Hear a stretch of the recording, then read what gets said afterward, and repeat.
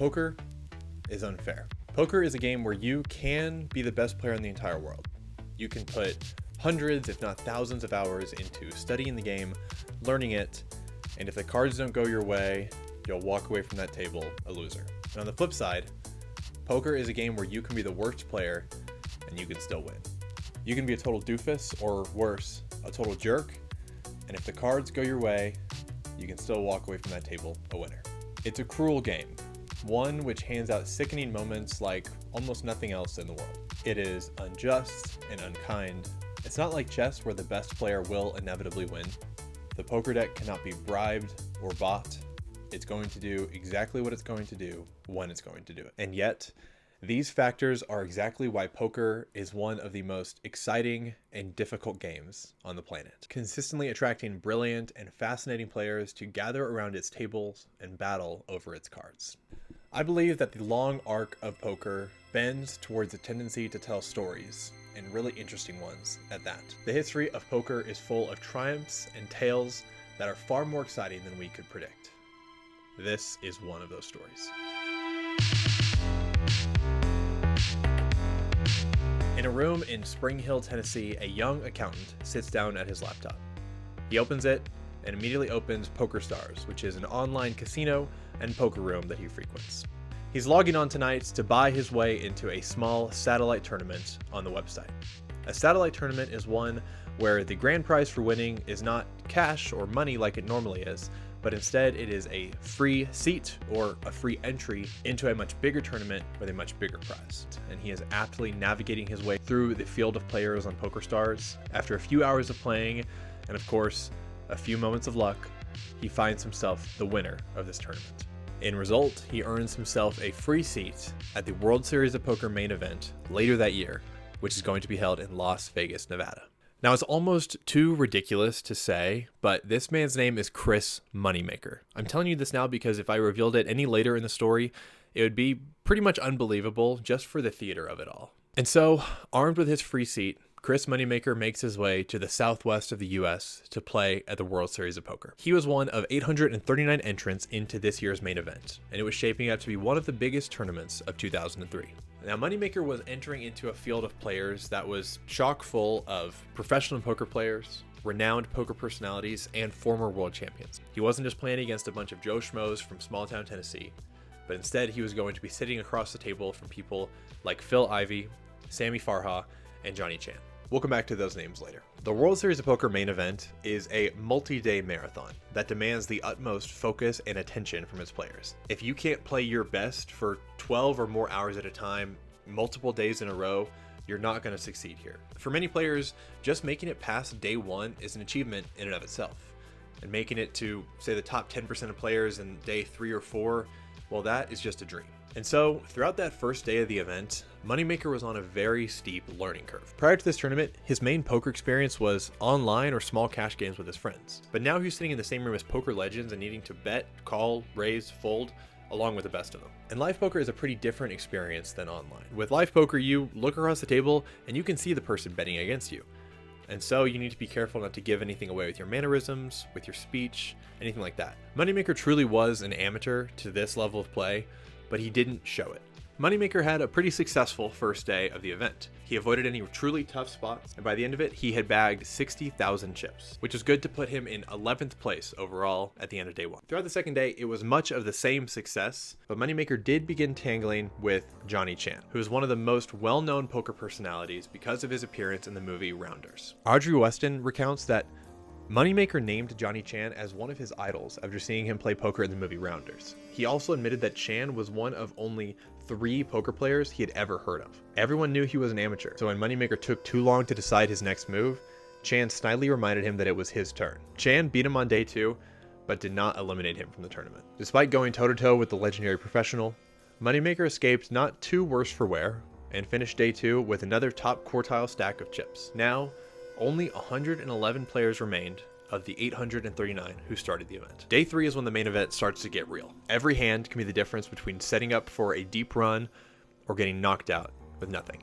It's also when the television coverage for this event really began to pick up, and that's how viewers at home found themselves watching Chris Moneymaker and Johnny Chan battle it out on ESPN. Moneymaker was determined to keep his magical run going, and he wanted to show the professional player that he wasn't to be messed with, while Chan wanted to keep collecting chips and dominating the field. Then, both players picked up their hole cards, with Johnny Chan holding a king of hearts and a 5 of hearts, and Moneymaker holding an ace and an 8, also of hearts. Right away, the two men started betting, pumping up the pot until they drove everyone else out of the hand. After seeing 2 hearts in the community cards, they were both just now 1 more heart card away from a flush, one of the stronger hands that you can have in poker. The betting continued. Eventually, it resulted in Moneymaker going all in, putting maximum pressure on Chan. After some consideration, Chan made the call, putting his tournament life on the line. The final card from the dealer was another heart. Both men made their flush, but Moneymaker had an ace. Because he was holding the ace of hearts, he had the highest possible flush, which eliminated Johnny Chan from the tournament. As Moneymaker recalls in an interview, "I came into this tournament an underdog, and it was only when I busted Johnny Chan that I really started to gain confidence." Moneymaker rode this newfound chip stack and confidence throughout the rest of day 3, and he made his way to the top echelon of players still alive in the tournament on day 4. While making it this far is certainly an incredible accomplishment by any set of poker standards, Moneymaker had his sights set on a lot more. Then, as day 4 started, he found himself sitting across from one of the best players of all time, if not the best player of all time, Phil Ivey. As day 4 drew to a close, entered a pot holding an ace and a queen, while Phil Ivey had 2 9s. After a fortunate flop that brought queen, queen, 6, Chris had 3 of a kind and the best hand. However, after Moneymaker bet and Ivey called, the next card came out, and it brought a 9. This gave Ivey the full house with 3 9s and 2 queens and the dominating best hand. Ivey raised all in, and Moneymaker quickly called, and then he saw the bad news. He was about to lose most of his chips unless the river brought an ace or a queen. In tournament poker, it's common to say that you can't win a tournament without some very lucky moments. No matter how skilled you are, tournament poker is a slog of hand after hand, and you will inevitably need a significant chunk of lucky cards to stay in the tournament.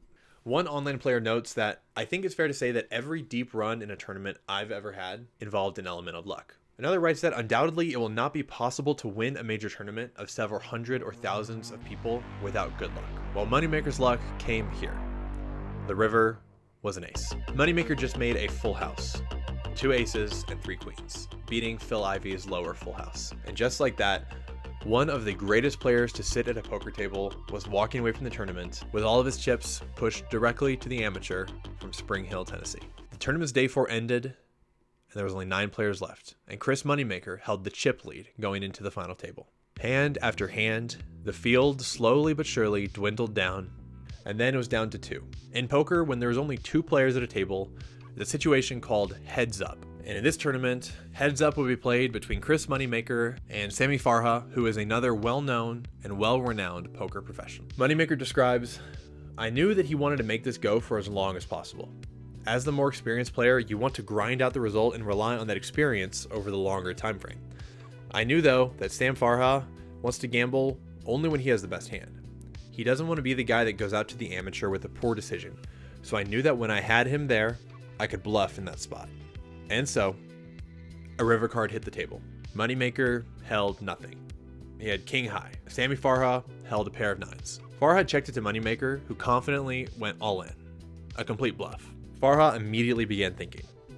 He knew that his hand wasn't great, only a pair of 9s, but he also knew that Moneymaker could easily be bluffing. As he sat there holding the winning hand, he tried talking to Moneymaker, trying to get a read of some sort, but he just sat there stoically, prompting ESPN announcer Lon McCarran to quip, "He's like a statue, afraid to make any sort of move." Shortly after this, Farha folded, and Chris secured himself a massive chip lead with what was dubbed the bluff of the century.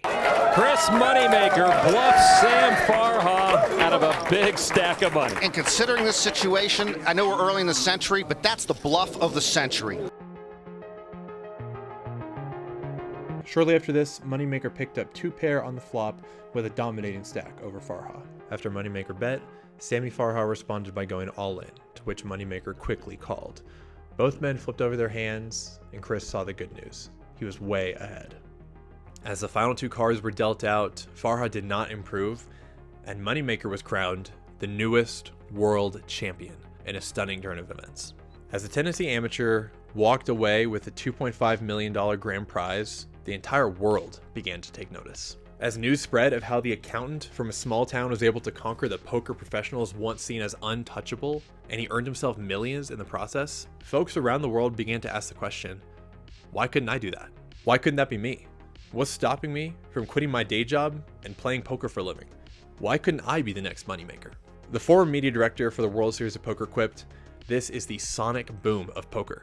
This means that anyone in their home can become a poker player." Combine the spreading sentiment with other factors such as the introduction of the whole card cam that made television poker infinitely more watchable, and online poker becoming much more available, and you had the perfect storm for growth. Millions of recreational players flocked to online poker sites to try their luck at winning big and becoming professional poker players. Sites like Party Poker and Full Tilt exploded in popularity. This boom also came with a massive increase in live tournament attendance. For instance, Moneymaker's 2003 main event win was a tournament of 839 players, which was a huge tournament for the time. But within 3 years, the 2006 main event saw 8,773 entrants. Poker has never been the same.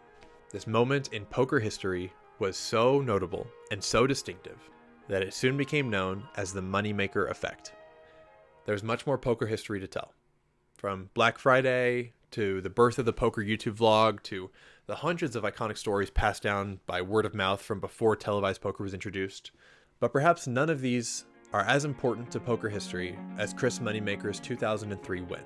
The Moneymaker Effect changed how everyday people viewed poker, making it accessible and aspirational. It grew the poker world in mind-boggling ways, and it both directly and indirectly transformed hundreds of thousands of lives. Chris Moneymaker's story reminds us that any day can be the one where our lives change.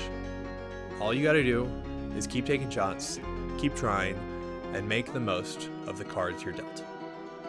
Thanks for watching.